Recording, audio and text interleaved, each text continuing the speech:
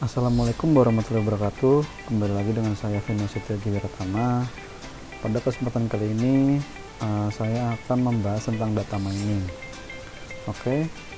Materi yang pertama yaitu perkembangan data.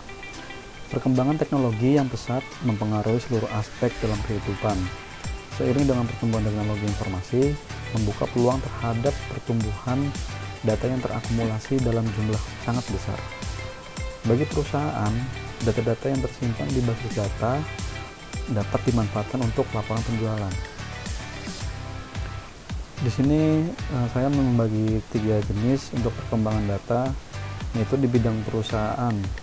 Di bidang perusahaan, bagi perusahaan data-data yang tersimpan di basis data dapat dimanfaatkan untuk laporan penjualan, kontrol inventaris, dan sebagainya yang akhirnya dapat digunakan untuk mengetahui kondisi keuangan di perusahaan tersebut.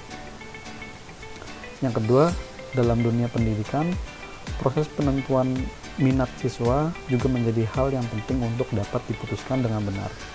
Faktor-faktor penentu masuknya siswa dalam sebuah bidang minat menjadi data awal yang dapat digunakan untuk penentu keputusan. Yang ketiga, di dalam dunia medis, mendiagnosa sebuah penyakit adalah hal yang sangat sulit dilakukan. Dengan adanya data rekam medis pasien yang berisi gejala-gejala dan diagnosa penyakitnya. Hal ini sangat berguna bagi para dokter muda untuk mendiagnosa penyakit pada pasien lainnya. Data-data tersimpan sangat banyak sehingga dapat menimbulkan masalah dalam pengelolaannya. Contohnya, sebuah bank mempunyai penawaran kartu kredit.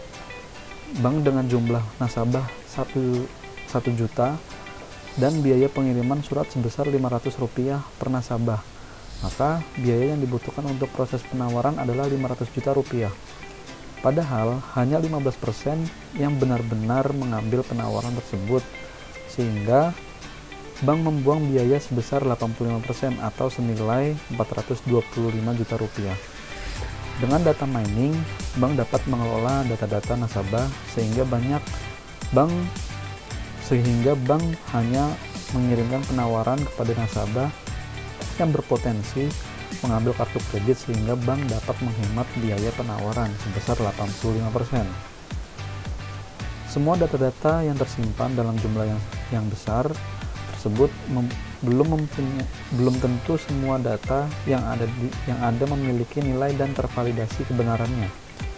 Untuk dapat memfasilitasi seluruh data tersebut, dibutuhkan sebuah wadah untuk memproses, menampung, dan menyimpan seluruh data tersebut.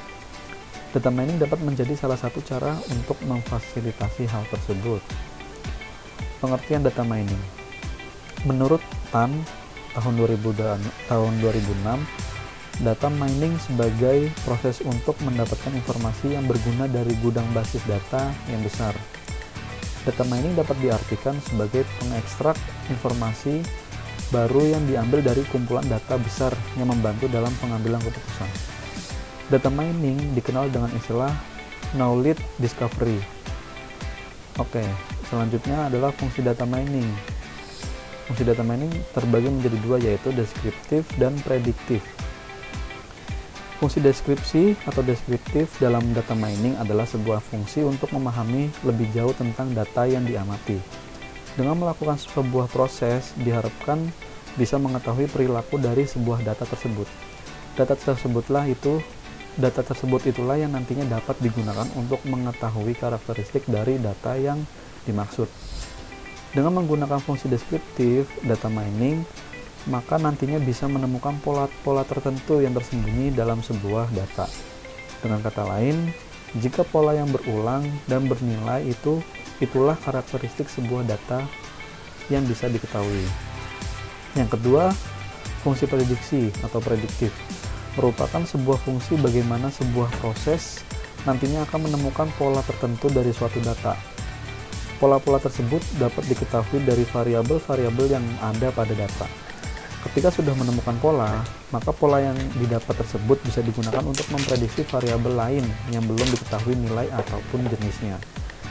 Karena itulah fungsi salah satu ini dikatakan sebagai fungsi prediksi sama halnya dengan melakukan predictive analysis. Fungsi ini juga digunakan untuk memprediksi sebuah variabel tertentu yang tidak ada dalam suatu data. Sehingga fungsi ini memudahkan dan menguntungkan bagi siapapun yang memerlukan prediksi yang akurat untuk membuat hal penting tersebut menjadi lebih baik. Fungsi data mining yang lainnya yaitu characterization, discrimination, association, classification, clustering, outlier, dan trend analysis, dan banyak ya, dan sebagainya. Oke, selanjutnya posisi data mining dalam bisnis cerdas. Dari gambar di samping disimpulkan bahwa data mining adalah bidang yang sepenuhnya mengungkapkan apa yang dihasilkan oleh data warehouse bersama dengan bidang yang menangani pelaporan dan manajemen data.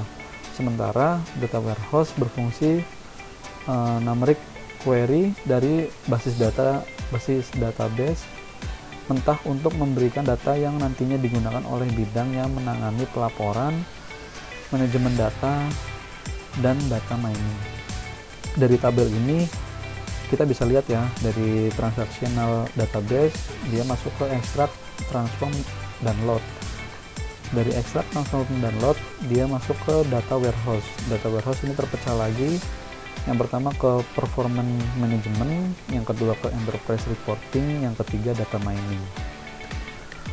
Baik, untuk kesimpulannya yaitu data mining itu diartikan sebagai pengekstrak informasi baru yang diambil dari kumpulan data yang besar yang membantu dalam pengambilan keputusan. Ya, data mining juga dikenal sebagai istilah knowledge discovery.